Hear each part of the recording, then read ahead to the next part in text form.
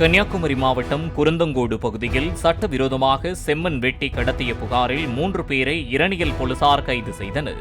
2 mini லாரிகளில் செம்மண் ஏற்றப்பட்டுள்ளதாக தகவல் கிடைத்ததும் சம்பவ இடத்திற்கு விரைந்து சென்ற ஓட்டுநரை கைது செய்து வாகனங்களையும் போலீசார் பறிமுதல் செய்தனர்.